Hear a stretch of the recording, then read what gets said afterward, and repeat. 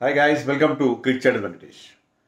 Edgbaston టెస్ట్లో Shubman Gill India captain టీంకి శుభారంభం అందించాడు. డే 1 ఆట ముగిసేసరికి ఇండియా చాలా సాటిస్ఫాక్టరీ పొజిషన్లో ఉంది. 310 for 5. Shubman Gill century complete చేసుకున్నాడు. ఇంగ్లాండ్లో అతను ఆడలేడని చెప్పి చాలామంది క్రిటిసైజ్ చేశారు. ఆ క్రిటిక్స్ అందరు నోళ్లు మూయించాడు. వరుసగా 2 మ్యాచ్ల్లో 2 సెంచరీలు చేశాడు. కెప్టెన్గా తన మొట్టమొదటి 2 టెస్టుల్లో కూడా అతను 2 సెంచరీలు చేశాడు. యశస్వి జైస్వాల్ కూడా మరొకసారి అద్భుతంగా బ్యాటింగ్ చేశాడు. 87 చేశాడు. సెంచరీ మిస్ అయ్యాడు. కానీ ఇంగ్లాండ్లో అతను మొట్టమొదటిసారి ఆడుతున్నాడు. First time is playing in England. కానీ 2 టెస్టుల్లో కూడా అద్భుతంగా అతను ఆడటం అనేది మనం చూసాం. So India batted well. Almost ఇది ఫస్ట్ టెస్ట్కి యాక్షన్ రీప్లే లాగా అనిపించింది మనకి. ఎందుకంటే మరొకసారి టాస్ ఓడిపోయాడు గిల్. అండ్ బెన్ స్టోక్స్ అతనికి ఫస్ట్ బ్యాటింగ్ ఇండియాకి ఇచ్చాడు. ఫీల్డింగ్ చేయడానికి డిసైడ్ చేసుకున్నాడు ఫస్ట్ టెస్ట్లో లాగానే. ఫస్ట్ టెస్ట్లో ఇండియా డే 1 ఆట మూసేసరికి 359 ఫర్ 3 చేశారు. 3 సెంచరీలు చేశారు. మరింత డామినేటింగ్ ఆడారు అక్కడ. కానీ ఇక్కడ అంత డామినేటింగ్ ఆడకపోయినా ఒకే సెంచరీ వచ్చింది. అప్పటికంటే ఒక 49 రన్స్ తక్కువ చేశారు. 310 చేశారు. 2 వికెట్లు ఎక్కువ పోయినాయి. But still they are in a very very sound position అని చెప్పాలి. ఎందుకంటే ఫస్ట్ టెస్ట్లో అంత దారుణంగా మనకి ఇక్కడ టెయిల్ కొలాప్స్ అవుతుందని మనం ఎక్స్పెక్ట్ చేయడానికి లేదు. But still India did well. Toss గెలిచి ముందుగా బ్యాటింగ్ చేయాల్సి వచ్చినా కూడా, ఎందుకంటే ఇంగ్లాండ్ లాంటి చోట్ల మనం ఇంత హ్యాపీగా ఫస్ట్ డే ఎండ్ చేయడం అనేది మామూలుగా జరగదు. అనుకున్నట్టుగానే మార్పులు చేశారు. 3 మార్పులు చేశారు. వాషింగ్టన్ సుందర్ని తీసుకొచ్చారు. చాలా డిఫెన్సివ్ అప్రోచ్. కుల్దీప్ యాదవ్ని ఆడించారు. కానీ బ్యాటింగ్లో మనకి శుభ్మన్ గిల్ టాస్ టైంలో ఏం చెప్పాడంటే, మాకు టెయిల్ ఎండర్స్ సరిగ్గా ఆడట్లేదు కాబట్టి బ్యాటింగ్ స్ట్రెంథన్ చేసుకోవడం కోసం వాషింగ్టన్ తీసుకొచ్చాం. మరి బౌలింగ్ కూడా స్ట్రెంథన్ చేసుకోవాలి కదా. బౌలింగ్ కూడా మీకు దెబ్బతింది కదా. బుమ్రా లేడు. అనుకున్నట్టుగానే బుమ్రా ఆడలేదు. బుమ్రా లేనప్పుడు మీరు బ్యాటింగ్ని స్ట్రెంథన్ చేయడం గురించి మాట్లాడుతున్నారు. డిఫెన్సివ్గా టెస్ట్ డ్రా చేసుకున్నా పర్వాలేదు. బుమ్రా లేకపోతే మేము డ్రా మాత్రం చేసుకోగలం. బుమ్రా ఉన్నప్పుడే 20 వికెట్లు తీయలేకపోయాం. ఇప్పుడు 20 వికెట్లు అస్సలు తీయలేమని చెప్పి ముందుగా ఒప్పుకున్నట్టుగా అడ్మిట్ చేసినట్టుగా అయింది. సో బ్యాటింగ్ని మాత్రం స్ట్రెంథన్ చేస్తాం, బౌలింగ్ స్ట్రెంథన్ చేయకపోయినా పర్వాలేదు, డ్రా చేసుకుంటాం అంతకైతే అన్నట్టుగా వాషింగ్టన్ సుందర్ ఆడిచ్చారు. అలాగే నితీష్ రెడ్డిని తీసుకొచ్చారు 6th బౌలింగ్ ఆప్షన్గా.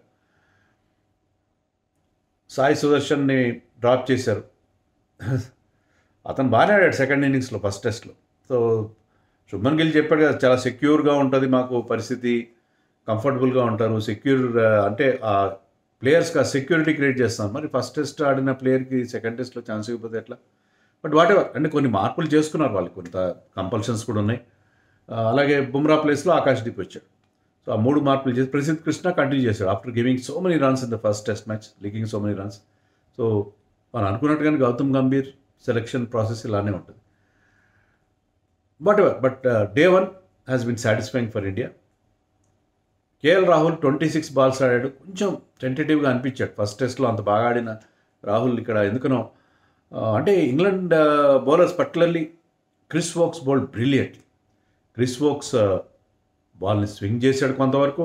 బట్ ఆ seam movement, exaggerated seam movement అతని దగ్గర మనకు అనిపించింది. చాలా బాగా బాల్ని ఆఫ్ ద పిచ్ అతను మూవ్ చేయడం, ముఖ్యంగా ఇన్ డిప్పర్స్ చూసాం మనం.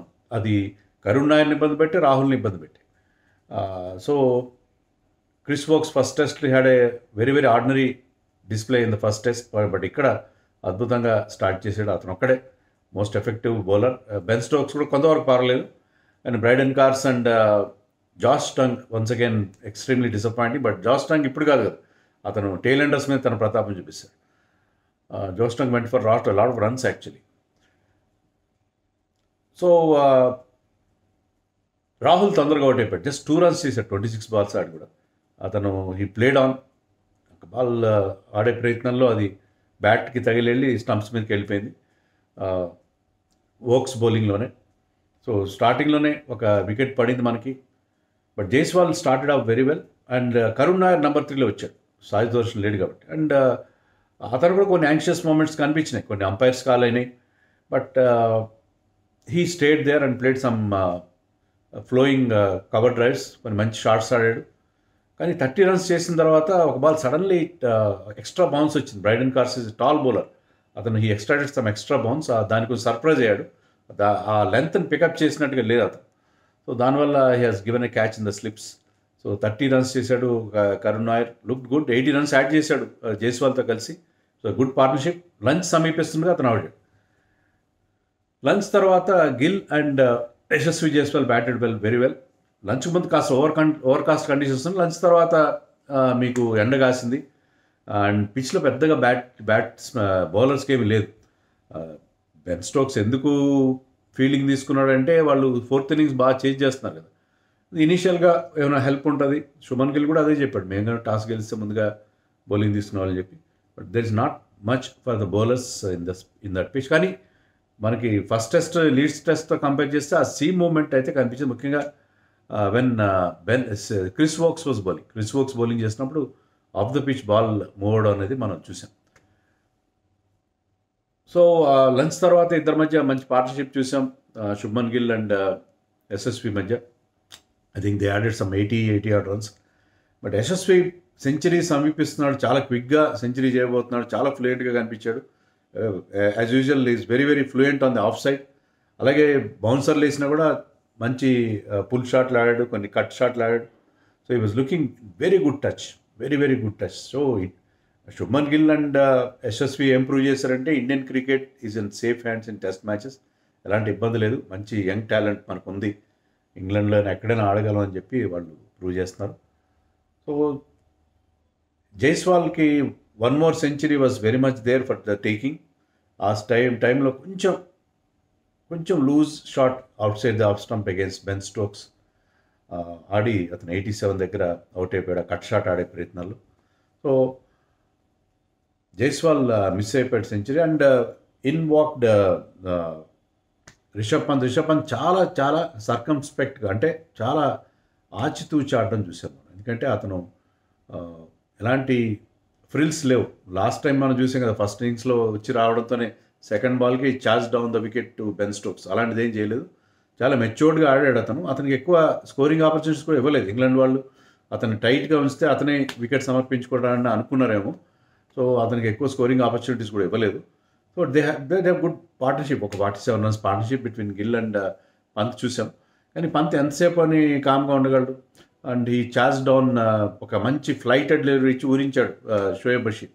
దాన్ని ఒక పెద్ద బిగ్ హీవ్ ప్రయత్నం చేశాడు. But he was caught wide long off పెట్టాడు. ఫీల్డ్ కూడా చాలా బాగా పెట్టాడు, వైడ్గా పెట్టాడు ఫీల్డర్ని. సో ఆ ఫీల్డర్కి క్యాచ్ ఇచ్చి అవుట్ అయిపోయాడు. ఎంతసేపు అని ఉంటాడు, లాంగ్ ఆన్లో క్యాచ్ ఇచ్చి అవుట్ అయిపోయాడు. రిషబ్ పంత్ 25 మాత్రమే చేశాడు. రిషబ్ పంత్ అలాగే ఆడతాడు. Rishabh Pant risky game high risk game ఆడతాడు. కొన్నిసార్లు అది క్లిక్ అవ్వదు, కొన్నిసార్లు క్లిక్ అవ్వదు. తర్వాత Nitish Kumar Reddy disappointing start for the series. ఎందుకంటే అతను క్రిస్ వోక్స్ బాల్కి షోల్డర్ ఆర్మ్ చేశాడు, అంటే బ్యాట్ పైకి ఎత్తాడు. హామ్లెస్కి వెళ్ళిపోతుంది అనుకున్నాడు బాల్, కానీ అతనికి ఎగ్జాజరేటెడ్ మూమెంట్ ఇన్కమింగ్ వస్తుందని చెప్పాం కదా, బాల్ లోపలికి దూసుకుంటూ వచ్చింది. And it took the top of the off stump. So Nitish made just 1 run. So Nitish నుంచి చాలా ఎక్స్పెక్ట్ చేసాం మనం, చాలా కేర్ఫుల్గా ఆడతాడు. ఈ puts price on his wicket, that is what we have seen in Australia. కానీ ఇక్కడ మాత్రం నితీష్ కేవలం 1 run చేశాడు. తర్వాత జడేజా వచ్చాడు. జడేజా చాలా పాజిటివ్గా ఆడాడు. జడేజా అండ్ గిల్ మధ్య ఒక మంచి partnership towards the end of అంటే లాస్ట్ సెషన్లో ఇద్దరి మధ్య ఒక బ్రహ్మాండమైన పార్ట్నర్షిప్ మనం చూసాం. జడేజా కూడా చాలా పాజిటివ్గా ఆడాడు. ఎందుకు జడేజాని టీంలో పెట్టి, జడేజా నుంచి కూడా చాలా క్రిటిసిజం వచ్చింది కదా. బట్ ఇక్కడే లాస్ట్ టైం 3 years బ్యాక్ మనం ఆడినప్పుడు ఇదే గ్రౌండ్లో అతను సెంచరీ కూడా చేశాడు. సో ఆ పాజిటివ్ వైబ్స్ ఉన్నాయి అతనికి. అండ్ గిల్ కూడా చాలా ఫ్లూయెంట్గా ఆడాడు. అతని షాట్ మేకింగ్ కానీ తర్వాత ఎలాంటి తొణుకు బెణుకు లేకుండా అతను ఆడిన తీరు ఎక్సలెంట్. 100 solid 100 from Gill. కొన్నిసార్లు గాల్లోకి ఆడిన సందర్భాలు ఉన్నాయి, కొద్దిగా అపిష్ షాట్స్ అంతే తప్ప he played beautiful. Nervous 90s కూడా లేవు అతను. వరుసగా బౌండరీలు కొడుతూ సెంచరీ కంప్లీట్ చేస్తున్నాడు. షోయబ్ బషీర్ బౌలింగ్లో 2 4 కొట్టి తన సెంచరీ కంప్లీట్ చేస్తున్నాడు. And he joined A select band of Indian captains. First 2 టెస్టుల్లో యాజ్ క్యాప్టెన్ సెంచరీ చేసిన విజయ్ హజారే, సునీల్ గవాస్కర్, విరాట్ కోహ్లీ సరసన చేరాడు. So second 100. ఇంతకుముందు అతను శుభ్మన్ గిల్ ఇంగ్లాండ్లో 3 టెస్ట్ మ్యాచ్లు ఆడితే ఈ సిరీస్కి ముందు అతను హైయెస్ట్ స్కోర్ వాజ్ 28. దానివల్ల అందరూ శుభ్మన్ గిల్ని అసలు టీంలో ఉండడానికి అతనికి ప్లేస్ ఉండదు, మరి అతన్ని కెప్టెన్ ఎలా చేస్తారని అన్న వాళ్ళందరికీ అతను సమాధానం చెప్పాడు. కెప్టెన్గా అతను ఇంకా చాలా ఇంప్రూవ్ చేయాలి. అతని టాక్టిక్స్ విషయంలో, ఫీల్డ్ ప్లేసింగ్స్ విషయంలో కొంచెం మరింత అగ్రెసివ్గా నేర్చుకుంటాడు క్యాప్టెన్సీ విషయం. కానీ క్యాప్టెన్సీ తనకు బర్డెన్ కాదు. క్యాప్టెన్సీ విషయంలో తను చాలా క్యాప్టెన్గా కూడా బాగా ఆడతానని చెప్పి అతను ఐపీఎల్లో ప్రూవ్ చేసి ఇక్కడ కూడా ప్రూవ్ చేశాడు. వండర్ఫుల్ నాక్ ఫ్రమ్ హిమ్. అండ్ అతనికి జడేజా మంచి support. Jadeja I think batting on 41 not out. ఇద్దరు కలిసి 99 రన్స్ యాడ్ చేశారు. సో వీళ్ళిద్దరు కనుక రేపు ఇదే పార్ట్నర్షిప్ ఇలాగే కంటిన్యూ చేయగలిగితే ఇండియాకి ఒక మంచి స్కోర్ ఇచ్చే అవకాశం. వాషింగ్టన్ సుందర్, ఆకాశ్దీప్ లాంటి బ్యాట్స్మెన్ కూడా ఉన్నారు కదా ఇంకా. సో డెప్త్ అయితే ఉంది. మరి బౌలింగ్లో ఏం చేస్తారని నమ్మకం లేదు. కానీ ఇదే పిచ్ మీద England second and third day రోజున ఇంకా మంచి బ్యాటింగ్ కండిషన్స్ ఉంటాయి. అది ఇంగ్లాండ్ బాగా కలిసి వచ్చే అంశం అది. సో ప్రస్తుతానికైతే సో ఫార్ సో గుడ్ అది మాత్రం చెప్పచ్చు. ఇప్పటివరకు అయితే okay, India started of this test well.